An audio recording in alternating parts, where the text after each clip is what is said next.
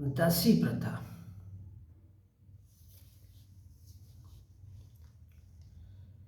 प्राचीन भारत में अगर हम भारत के प्राचीन काल में चलते तो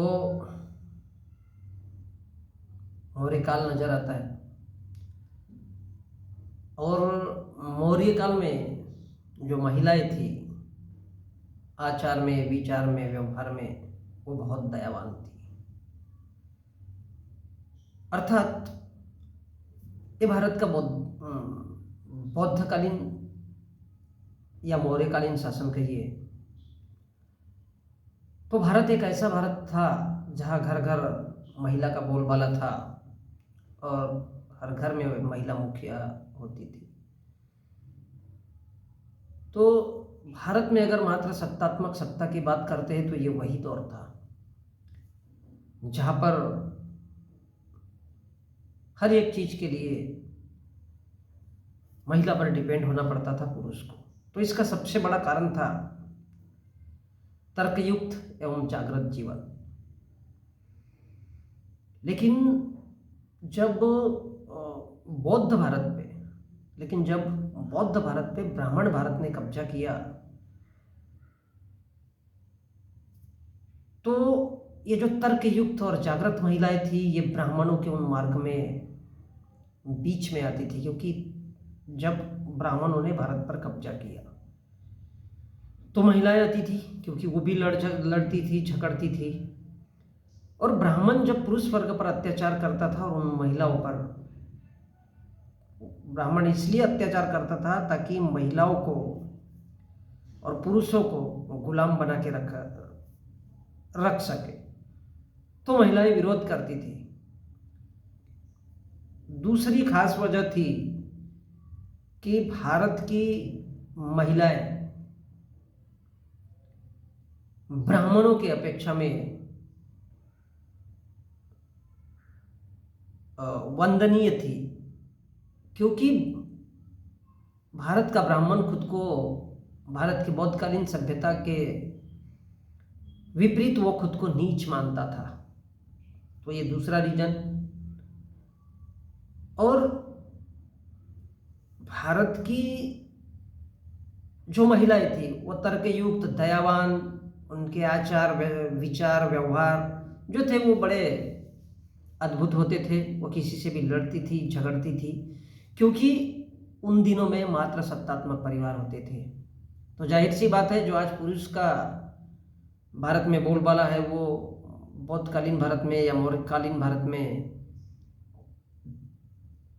महिलाओं का बोलबाला होता था।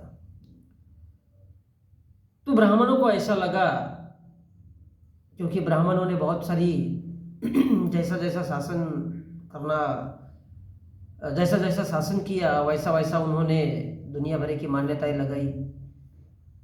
सती प्रथा, बहु विवाह प्रथा, बाल विवाह प्रथा, ये भारत में ब्राह्मणों की देन है। तो ये जो प्रथाएं लगाते थे, किसी को जला दो, अगर कोई नहीं सुनना चाहता है तो फिर उसे मार्ग से हटा दो, चाहे उसकी हत्या करना पड़े या फिर उसका बलात्कार करना पड़े। तो ये सब इसलिए था कि भारत की महिलाओं को, ब्राह्मणों को गुलाम बनाना था। और ब्राह्मण वर्ग जो था वो सत्ताधारी वर्ग था। तो ब्राह्मणों ने बताया कि ब्राह्मणों को ऐयाशी के लिए चाहिए था, ब्राह्मणों को हवस के लिए महिलाएं चाहिए थे। तो फिर उन्होंने क्या किया, भारत की जो मूल निवासी महिलाएं थी उन महिलाओं के लिए उन्होंने योजना बनाई कि इन महिलाओं की शादी सबसे पहले भगवान से कराई जाएगी। अब भगवान तो मंदिर में, अब मंदिर में अगर रहेंगे तो भाई भगवान तो किसी के साथ में मूर्ति से निकल करके किसी के साथ में या किसी महिला के साथ में वो संसर्ग या कुछ गलत कार्य तो नहीं कर पाएंगे। तो इसलिए ब्राह्मणों ने ये दिमाग दौड़ाया कि महिला की शादी ये बताया जाएगा कि किसी भगवान से कराई जा रही है और उसे क्योंकि उसके आने जाने का कहीं कोई जगह नहीं होगा, तो वो कहाँ रहेगी? मंदिर में, और उसे दासी कहा जाएगा। दासी अर्थात गुलाम। अब गुलाम किसकी गुलाम? वो कहने के लिए भगवान की दासी है, भगवान की, यानी भगवान की सेवा करेगी, लेकिन जो उस एरिया के मुखिया होते थे या उन मंदिरों के जो पुजारी होते थे, ये उनकी अय्याशी के लिए मार्ग था। अर्थात उन लोगों के लिए जो खुद को देवता बताते हैं। हम जहाँ जहाँ देखते हैं तो पढ़ते हैं कि ब्राह्मण देवता होता है। अब रहा सवाल कि जब भगवान है ही नहीं तो उस महिला दासी के साथ अय्याशी कौन करेगा? तो अय्याशी कौन करेगा? वह ब्राह्मण जो उस मंदिर में बैठा हुआ है, या उस कस्बे के, उस गांव के लोग जो मंदिर में बैठे हुए थे, तो वो उस महिला के साथ क्या करेंगे? अपनी हवस का उसको शिकार बनाएंगे। और ये थी दासी प्रथा। अब इसका दूसरा पहलू देखिए कि जो जंगलों में रह रहे या अस्पृश्य है, जिनको छुआ नहीं जा सकता, और ये जिस वर्ग से दासी विशेषकर बनाए जाते थे, इन तीनों से, यानी ओबीसी, एसटी और एससी, इन सब से, तो उन महिलाओं को स्तन ढकने का अधिकार भी नहीं था। जी हाँ, ये भारत का ब्राह्मणी भारत का जिक्र कर रहा हूँ मैं। ब्राह्मण भारत जिसे कहते हैं, फर्स्ट बौद्धकालीन भारत, सेकंड ब्राह्मण भारत, जिसे इस ब्राह्मण भारत को आज हम बड़ा शौक से कहते हैं कि गर्व से कहो हम हिंदू हैं। तो मैं उस हिंदू देश की बात कर रहा हूँ। जी हाँ, ये भारत का ब्राह्मणी धर्म है। महिलाओं को स्तन ढकने का अधिकार इसलिए नहीं था क्योंकि ब्राह्मणों के दिमाग में ये बात थी कि जब जब ब्राह्मणों की नज़र पड़े और उसे लगे कि कोई महिला अब उस जो जिनके शरीर में जिन कपड़े जो नहीं पहन सकती थी पूरी तरह से, जो स्तन नहीं ढक सकती थी, और उनमें से भी यदि कोई महिला सुंदर लगे तो ब्राह्मण चाहे जिस स्त्री को चाहे वो उस स्त्री को उठा सकता था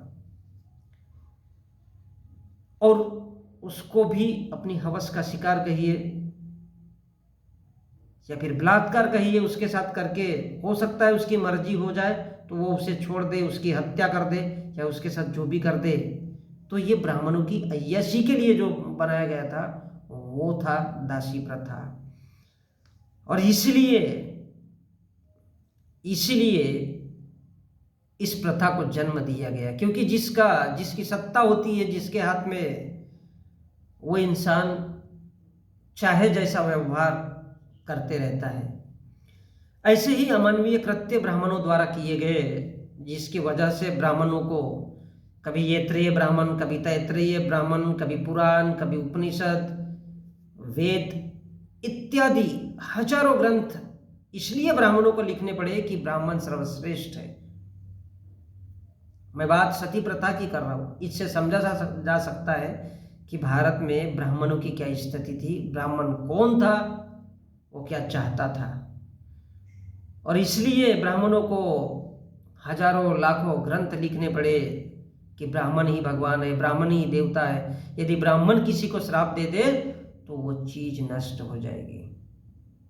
जी हाँ, मैं अभी बात सती प्रथा की कर रहा हूँ। अर्थात विभिन्न मान्यताओं के, मान्यता क्या है, किसी स्त्री को दासी बनाया जाए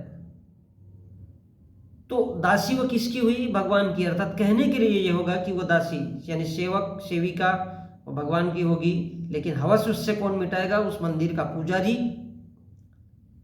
या फिर उसको दासी बनाने वाले लोग जो ऊंची जात के होते थे। और लोगों को लगे कि यह एक प्रथा है, अर्थात बदनाम कौन? भगवान, कि वो भगवान की बीबी बनेगी, दासी बनेगी, उसकी गुलाम बनेगी। शादी किसके नाम से? भगवान के नाम से। भगवान इस दुनिया में कोई है नहीं, किसी मूर्ति से होगी? जी नहीं, ऐसे ही उसको लगा दिया, बस खत्म। अय्याशी कौन करेगा? ब्राह्मण करेगा, क्योंकि वो ऊंची जात से है। और इसलिए तमाम तरह के ग्रंथ अपने अय्याशियों के लिए ब्राह्मण ने किया।